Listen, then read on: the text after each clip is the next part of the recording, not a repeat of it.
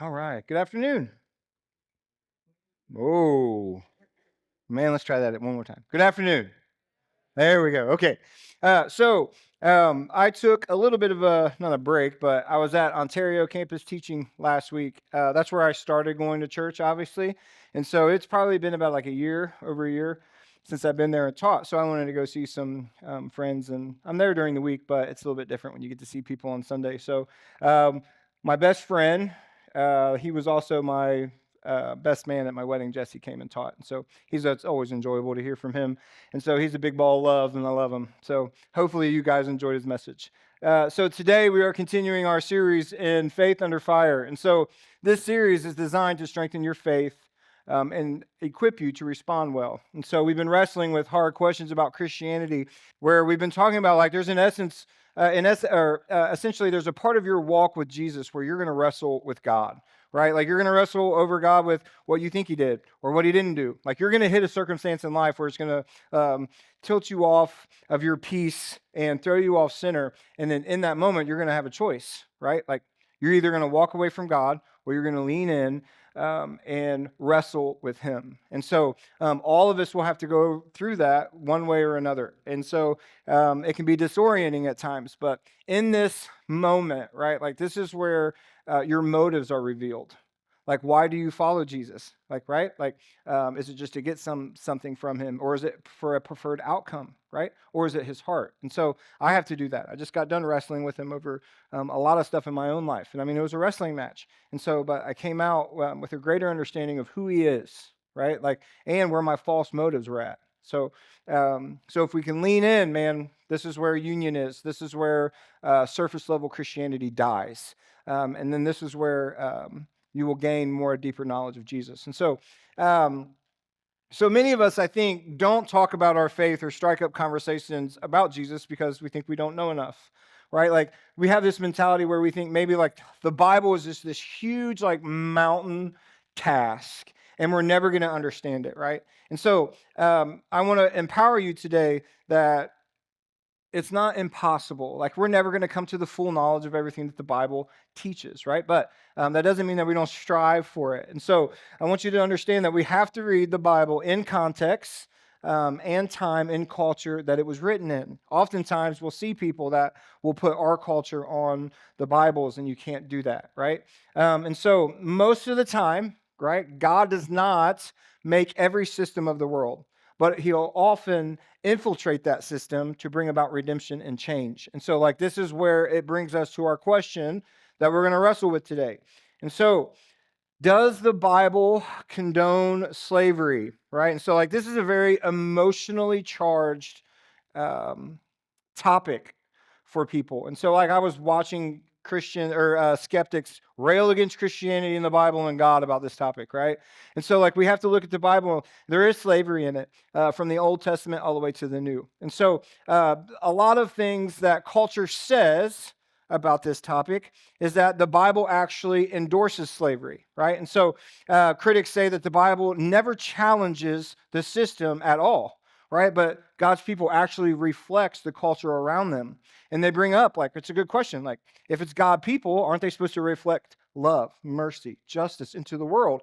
So why in the world, if we're called to look different, would the people of God in the Old Testament and the New, right, look like the culture around them, right? We're supposed to be different.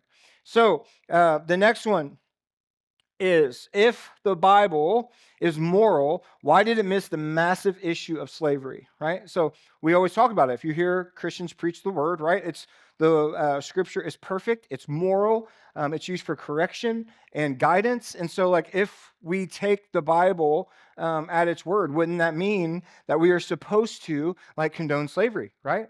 And then the last one is the Bible has been historically used to prove that slavery is okay. And we can't get away from that, right? Like our past, right? There has been Christians that use the Bible to show that slavery was okay. And so what happens is that as Christians, we get backed into a corner with this question, right? Like what happens is critics will weaponize and isolate a few passages and just start hammering you with these questions. And then if you haven't done any research, you're at a loss for words. And so we have to figure out, like, okay, so we're going to do our own research and we're going to dive in. And so this is what we're going to do today. We're going to go through this topic in detail. It's a lot of information, and so, but it's really good information, right? Because when you think about it, when our culture or people think about slavery, they automatically think of the transatlantic slave trade, which was one of the most horrible things that we see in history. And so this is what is ingrained in the minds of people. When they pick up the Bible and they read the word slavery, they automatically think of this, right? And the problem with that is you are so separated from when the Bible was written, they didn't even know about you when this happened. And so you cannot have a filter or see that from your culture into this one. You will completely dismantle what the Bible says about it. And so I want to talk about the transatlantic slave trade for just a moment. And I want to talk about some gruesome details of it, because what I want you to do is I want you to see the stark contrast of what the slave or the Atlantic slave trade was compared to what we call slavery or servanthood in the Bible. And so the first one is the transatlantic slave trade. Millions of Africans were forcibly transported to America. European traders captured or bought African men, women, and children, and they enslaved Africans, endured brutal conditions on the Middle Passage, which is a boat, and they were sold in the Caribbean, North America, and South America. And so many Africans were kidnapped or captured in raids and forced to march long distances to the coast while chained, beaten, and poorly fed. Many died before they even got to the ships. They were in horrific conditions. And so on these slave ships, when they would travel, people were chained tightly, so they couldn't even move. Like, you could barely move your head, right? And there was no room at all for anything. And the conditions were filthy and suffocating. So disease and starvation and dehydration were common, and then they were just thrown overboard. Some of the gruesome details of this is like, so if you could imagine going in the ocean and being chained to the floor, and then there's other people around you. You didn't get up to go to the bathroom and eat, if you ate at all. And so what they would have to do is they would have to use the bathroom exactly where they were at. Nobody came up and cleaned them up. And just imagine the infection and the disease that would happen if you had to lay in your own filth. And then they would starve, and then they would smell that, and then they would puke, and then they sat in that for long periods. And then on top of that, you have the boat moving up and down and getting sloshed everywhere. They didn't have very well ventilation, and so it oftentimes the temperature would skyrocket in there, and so the fumes would be so bad, right, that you could hardly breathe. It was so inhumane what they did to these people. Like, it should break your heart, right? And so, like, imagine, like, this is, if you were thinking of slavery and this is what you thought of when you read the Bible, I mean, you can see why people are very emotional about it. And so, upon arrival, though, enslaved Africans would be inspected and sold at auctions, and families were often separated. They would rip families apart. They didn't care. Right? They thought as people, or they thought as the Africans as property. They had no inherent value at all. And so most were forced to work long hours on plantations under threats of severe punishment. And so they had absolutely no legal rights whatsoever. And so they could be bought, sold, and inherited, right? And so education, movement, and relationships were tightly controlled to prevent resistance. And so, like, they would downgrade them, talk bad about them. You would have absolutely zero freedom. And so, like, if we think of this and we read the Bible and we put all of this on the Bible, you are going to completely miss what God is doing in it. Right? And so oftentimes in the Bible, in our translations, the word slavery should be servanthood. Right? And so that's one of the big ones. So I want to talk for a minute about the ancient world and the history of slavery. And so Gleason L. Archer says this: slavery was practiced by every ancient people of which we have any historical record. It was an integral part of ancient culture as commerce, taxation, or temple service. And so in every record that we have, there is not one nation that has been born or in existence that did not use slavery as an integral part of their economic system. Right, so it would be the same as we have like taxes, or we don't really like taxes, but that's a thing that we all already know and have to accept. And so, like, we don't even second guess it anymore. Yes, we complain about it, but this is like a modern thought in our culture. This was modern thought in their culture. They didn't even think that it was bad, and so which is rarely brought up when critics or skeptics talk about this topic. And so, a key thing that I want you guys to know, that when the Bible was written, it's spoken to a world where slavery was already a long established institution. And so, like, it didn't come up with it. God didn't bring it into existence, right? And so this means slavery was a part of the fall. And slavery didn't come from God's people. It actually came from people that were outside of God. And so, like, this is a thought that never originated with God at all. And so, and my question would be like, okay, so if it was a modern thought and accepted in every nation and in history, where in the world did the thought that it was bad come from? Right? Like, where in the world did inherent value of all human race come from? Because it certainly didn't come from any of the other nations, right? They thought people as property there. And so, like, just for instance, like, other rulers during this time would often say that they are made in the image of God. Pharaoh is a good example. In Egypt was known and called the shining image of the Lord. And so, like, when we see that in culture, they raise one family and leader. And so what happens when you do that, right? Like, if somebody thinks that they're deity and they think that they're made in the divine image, then it only takes a little bit to come to the point where, okay, well, all humans are subservient to me. And so now I can enslave people, and it's just a logical thought. I'm divine. I'm separate from humanity. They should be able to worship me and love me. And we see that in culture. Like, they had influence, money, and wealth. And so when Moses first wrote the 5 books of the Bible, God gives him words that changes the course of history and the way that we see humanity as a whole. This never existed outside of Genesis. And so when we read in Genesis, this is where all equality from all humans are made in the image of God, which brings quality to all human life. And so God created human beings in his own image. In the image of God, he created them, male and female, he created them. And so not only was this like bringing up females to made in the divine image, because they were not too far off of slaves. They were mostly sold as property back then. This was giving every single person inherent value. And so when they read this, they already had in the minds of Pharaoh being in a divine image. And now God is raising all humanity up into this place of royalty and deity and partakers of divine nature. Like, this is completely like radical in this time. You didn't see this. And so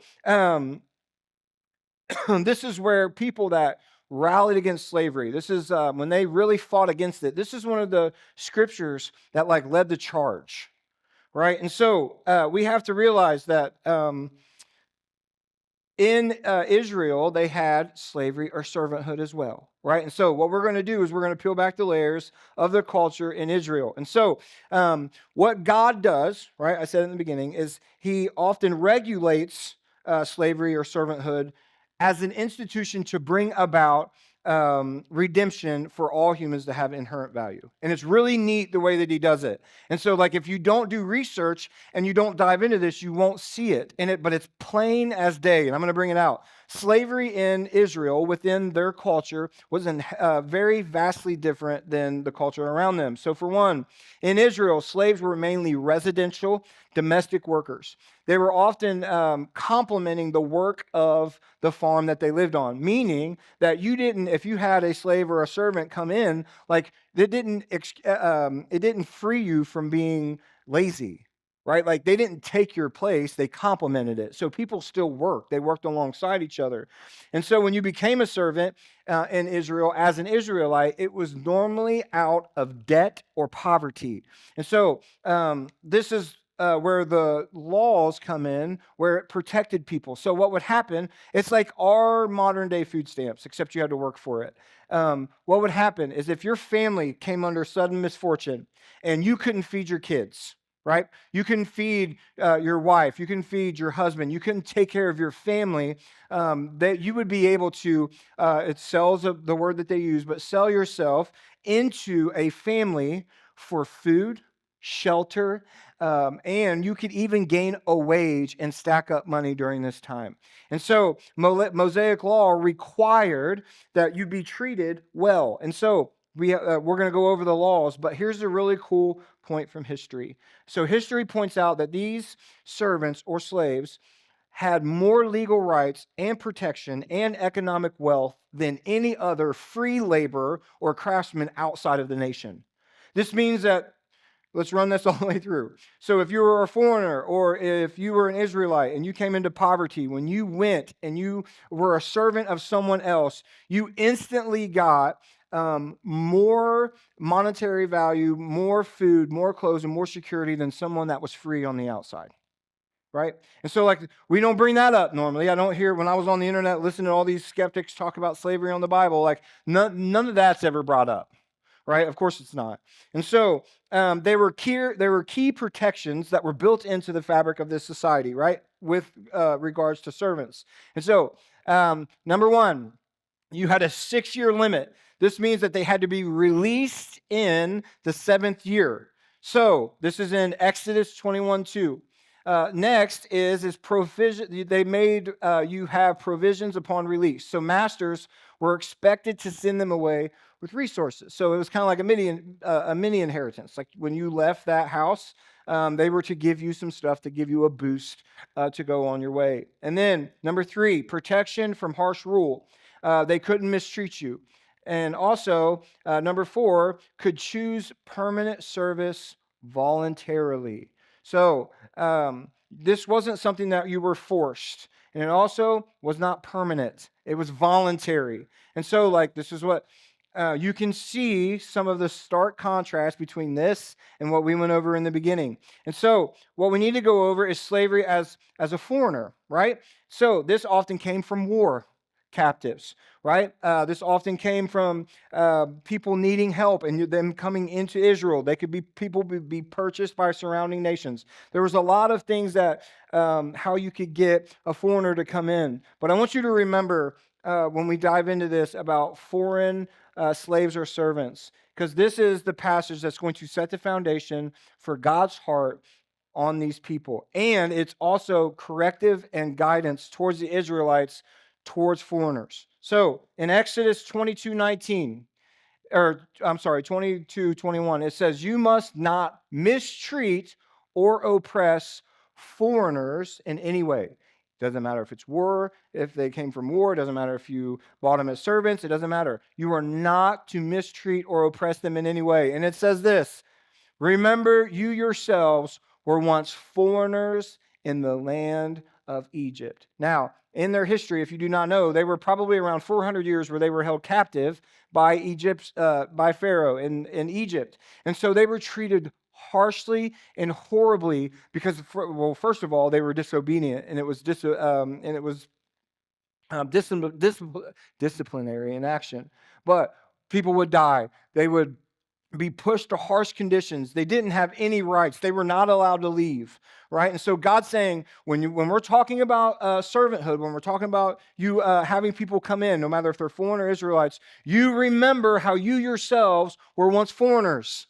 You remember that trauma that you went through, where you had to work so long, where you barely got fed, right? You remember when you watched people as you were working die because they're working so hard, right? Remember that, because I don't want you to do that.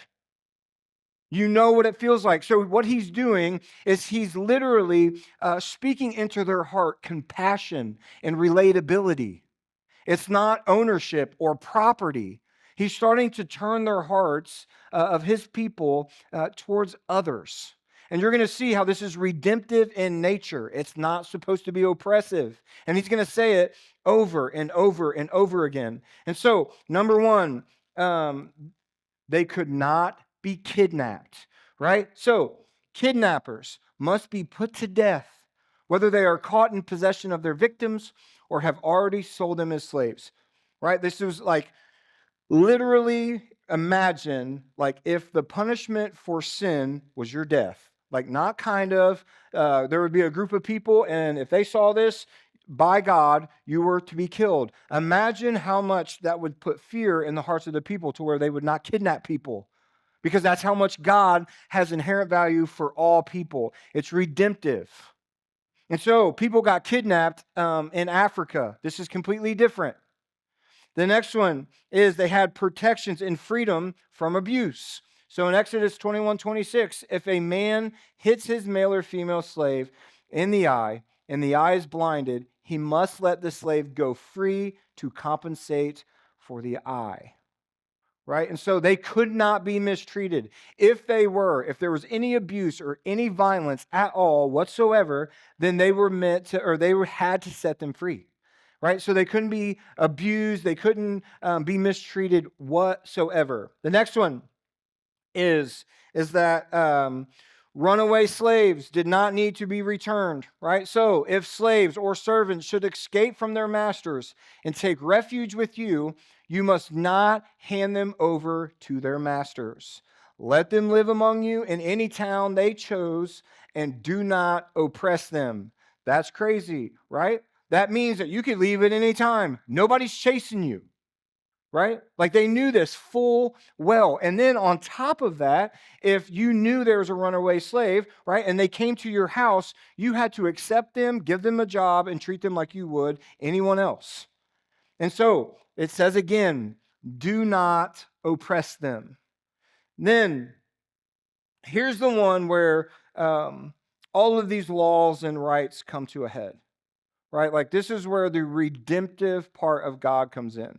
And this is beautiful, right? So in Exodus 12:48, it says, if there are any foreigners living among you who want to celebrate the Lord's Passover, let all of their males be circumcised. Now, only then may they celebrate the Passover with you like any native-born Israelite, but no uncircumcised male may ever eat the Passover meal. Now, this is crazy, right? Like if you don't understand Hebrew culture, you're going to miss it. So I'm going to go back one slide. So this here, males are to be circumcised. Do you know what circumcision meant in the Israelites community? It literally meant this was a covenant with God. Right? So this was bringing them into the family where they could adhere to the feasts and have a relationship with God. So if you don't understand, like there was a huge, huge deal. Family and covenant were huge in the Hebrews' minds. Like this was their whole life. God and their feasts and their covenant with God, they prided themselves on that relationship. And now God is telling them, right, like bring those foreigners in, those servants in. If they want to commune with you and come into your family, have them circumcised so they could adhere to your community of life. These people were so social and had family on such a high degree that that is exactly what God's telling them. Make them family. And so if you read over that and you're going to think, man, like if you don't understand like the complete turnaround of this, like you're going to miss it. You're going to think that God's cool with slavery. And no, he's saying, listen, take these people and bring them in. He even said, you're supposed to be a priest to the nations, right? Like you're not supposed to oppress those people. Now, and here's like, if you guys have questions like, okay, so I wonder how they were treated. Like, I wonder if they're like truly equal. And so in Leviticus 25:47, it says, only then, one more. Suppose a foreigner or a temporary resident becomes rich, right? So first, right off the bat, that we know that foreigners and servants and all of that can gain wealth while they're doing it, like it's not taken from them. So suppose a foreigner or temporary resident becomes rich while living among you. If any of your fellow Israelites fall into poverty and are forced to sell themselves to such a foreigner or to a member of his family, oops, sorry. They will still retain the right to be bought back. Even after they have been purchased, they may be bought back by a brother, an uncle, or a cousin. In fact, anyone from the extended family may buy them back. They may also redeem themselves if they have prospered. So this basically says, if a foreigner becomes rich, meaning that they gained wealth, and another fellow Israelite, right, had fallen into poverty, then forced to sell themselves to such a foreigner, then they can be redeemed by their family. So here's what it means. If you, as an Israelite, were in poverty and there was a foreigner among you that had more money, you could literally go and make yourself a servant to the very foreigner that was brought in earlier. And so, we see the equality of it, and it's all about poverty. It's taking care of people. God's saying, listen, as a foreigner, you're being brought in. Your family is taking care of you. When this happens to another Israelite, you need to take care of them. It's like our food stamps. We're giving people food.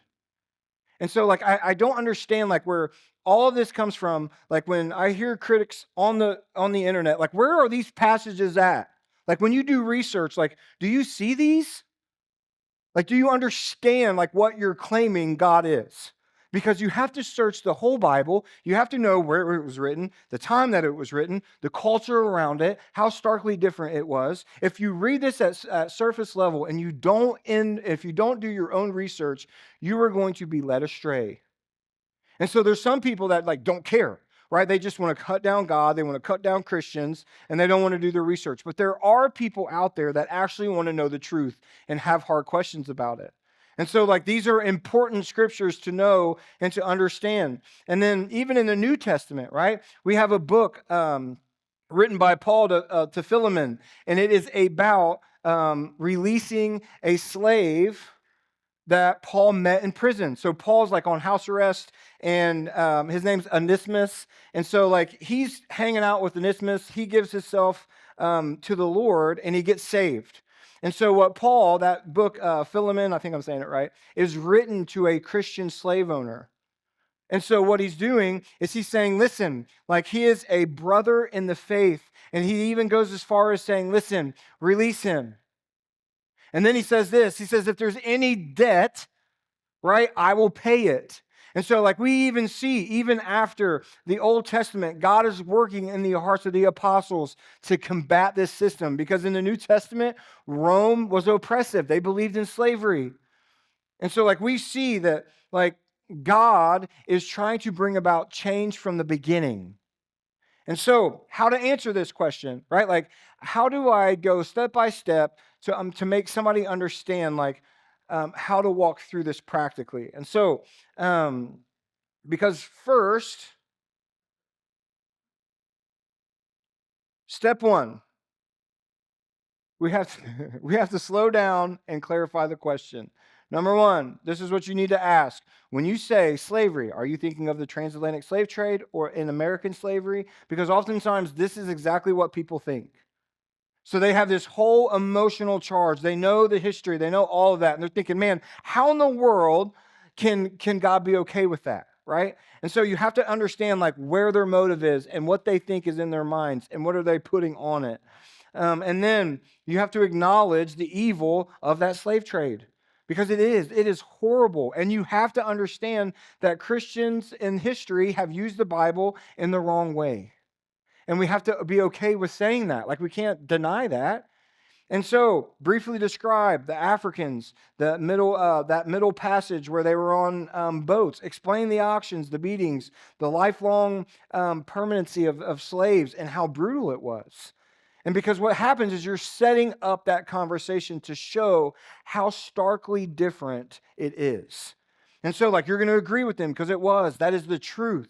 But it's also building up a case to show how different it is. Step two is explain that slavery existed long before the Bible. And so you can look it up. All nations in all historical records had slavery in it. Long before the Bible was written, it was already a long established institution. And so the Bible is speaking into a world that already has it in it. And so some people don't understand that or know that.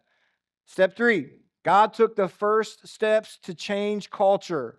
You have to tell them, can you bring up anything where it says that, all humans have inherent value outside of the Bible? Because you won't find it. And so, in the surrounding cultures, you can talk about the kings and how they were made in image. You can talk about that, how it's so countercultural to what the Torah in Genesis says. Because it says from God in the Bible that it doesn't matter, slave, free, male, or female, or foreigner, has God given worth. And so, like a lot of people, especially like atheists and people that don't believe in God, ask them where their morality comes from. Ask him that. Like, how do you know that what's moral and what's not? Because if you ask them, they're like, well, I just know. It's like I have my own truth. Well, what if your truth combats somebody else's truth? Because what if Hitler says that? Hitler says, well, I'm just following my own truth. And so like his evidence for what he did is the same as what you did. And you're no different. And you can't combat somebody else's truth. We have to understand that the Bible, that we were created, the heavens and the earth were created by God. We were created by God. He's the one that puts laws in it. He is moral and perfect. And that's where our inherent value comes from. Because atheists, skeptics, and all of that, their argument will start to crumble. And so, step 4 is explain slavery and servanthood inside of Israel. And so you have to tell them that when they read slavery inside the Bible, they usually enter that because of debt and poverty. It is a way to take care of people. It's a way that people can eat and don't starve. And then you have to tell them about the protections. There's a 6-year limit, right? There's a release the 7th year. You can point out to the scriptures to them. And then they were given provisions upon release, and they were treated more like hired workers than property. And so, like, I don't understand, like, if they don't do research or if they don't dive in and they don't know, but this should help explain the Old Testament. Now, step 5 is you have to understand and tell them about slavery for foreigners, right? That they weren't allowed to be kidnapped. And if they had severe injury, it meant automatic freedom. And runaway slaves were not to be returned, but allowed to live where they chose. That is completely countercultural. And then you can explain in the New Testament, right, step 5. I missed this in the earlier one. Foreigners and former slaves could join Israel's worshiping covenant. This is probably like one of the biggest eye-openers for people that God says he oppresses people through slavery or allows it, is that these were often used as a tool to bring people in, to bring into covenant worship with the real God, right? And then foreigners that became wealthy could have Israel servants as well. So there was like this equality, right, where they're taking care of one another, and the foreigners are bringing into God's family. And so, in the New Testament, you can also tell them, like explain Paul in the New Testament. Onesimus was a slave and meets Paul and becomes a Christian. And then Paul sends him back with a letter telling Philemon to welcome him no longer as a slave, but more than a slave, a beloved brother. And that redefines the relationship and pushes towards freedom and equality. And this shows God brought the change. And so, like, this is important because people have real questions, and we need to come up with like real historical evidence, the culture and the time, and be able to articulate in a way that people can get it, right? And so the conclusion is that so I don't believe God's heart is own people. I believe the story of the scriptures is God patiently moving his people away from slavery toward a community where no one is property, everyone has dignity, and we love one another as Christ has loved us. And you can see that through all of those steps, from the beginning of Genesis 1:26 through 27, all the way to Paul saying, listen, he is a beloved brother. Release him, and if there's any debt, I'll pay it. And so just because the culture around them still dealt with slavery, they were still trying to combat it, even in the New Testament. And we have to see that and remember that, right? And so I hope that this helps. And if you guys want the notes, you can tap them behind your seat. And also, calmness and confidence is really, really, really good, right? Some people need to be able to wrestle in front of you. They need to ask hard questions, right? And don't be afraid if you don't know, right? People can probably get or know if you don't know the answer and you're just trying to come up with something. You will gain trust by saying, I don't know. Let me try to find out. Let's dig into it together. Don't feel bad if you don't know the answer, right? And so, also I just want to reiterate for meal packing. So we're coming together as one church to pack more than 270,000 meals in partnership with kids around the world, right? And so we are feeding the hungry. A lot of us are not going to go to other nations and be a missionary, right? But we can pack meals together and have fun and be able to feed kids around the world. And so this is a perfect opportunity to be able to do something together. So if you haven't signed up, please sign up. If you go into the app, it's under the Easter tab, and you can go under Ashland. If there's an Ashland specific one. If you can't make that time, please sign up on another space. But why we want to do it Ashland specific is because we want to do it together as a community. We've been open for a year on Easter, and so we want to make sure that we're doing stuff together outside of church, right? Like it's good to be underneath teaching. It's really good to hear the gospel, but we enter in a new depth of our relationship with Jesus when we go out and do it. Kids are welcome. It's going to be crazy, right? It's okay if your kids are crazy. Run around. I'll chase them. I don't care. But we'll have a hairnet on. We'll have fun. Nate and Liz will be there. They're the lead pastors over in Ontario. You'll get to meet them, and Nate and Liz are really, really fun. And so it's a laid back atmosphere where we get to really love on people. And so other than that, also, we have a new Facebook page, and it's called Avenue Church Ashland. And so please, if you have not signed up or followed that, please do. This is where all of our events are going to be. We're going to post a link to the message on Sunday, whoever's speaking. That way, it's a really good tool if you miss, or if you want somebody to peek in at our church just to get a glimpse of how we are, it's a perfect tool to do that. And also, it's a good communication and community page. And so you'll see like kids ministry updates. You'll see like our service times, like what we're doing for events. We got a lot of events coming up because it's Easter. And so I'm really excited about Easter as well. And so we're going to have 2 services, and I want everybody to invite everybody. This is the thing. Like, we don't exist to just sit in a seat. Like, it's more than just a Sunday message. It's more than just hearing me speak, right? Like, if this is all we do, then we're doing it wrong. Just hear me. Like, I don't want to be a church that we're just entertained by good worship. Marcus is excellent, and the worship team is really, really great. And so, but we're not here because they're good. We're not here because the teaching's good, which kind of is half in, half out. Depends. But we are here and existing to bring people into our family. Like, we want people that are hurting, that need a family, to know what love is, that they can literally come in no matter how they are dressed, no matter where they're at in life, and they're going to witness and encounter Jesus. Like, we have to be missional. And so, like, this is the part of that. I don't want to just sit still and run idle. And so, but we get to do it together. I want to lock arms with each and every one of you, and I want to spread the gospel. And so, also, if you're new or if you've never filled out a connection card, please, they are right outside the door on the left in that cart. Please fill it out. The reason why I want your information is because we can put you on an emailing list and you can get updates of the church. Also, if I've never met you, or if I've never took you out to coffee, or if I've never invited you into me and Shelby's home, I want to do that. So if you're new, like, we take you out to coffee, I want to check on you. I want to make sure that, we're feeding you some barbecue chicken because that's our staple. And so, like, I want to get to know you, and I want to make sure that I see and meet with every single person that comes into our church. And so please do that. And then other than that, that's all I have. And so make sure for Easter that you guys are inviting people to come. Right? It's the Resurrection Sunday, and it is our birthday. It is our 1-year celebration.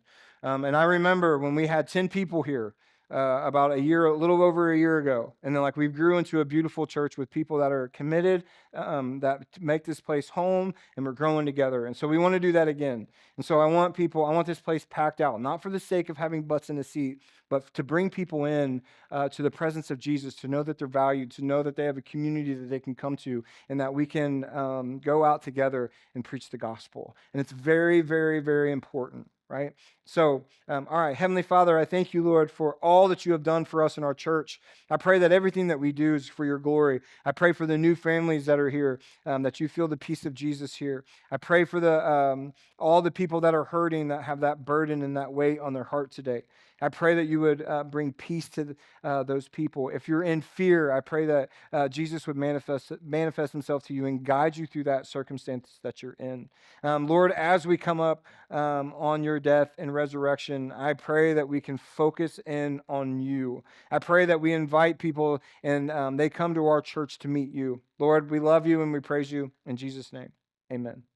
Thank you.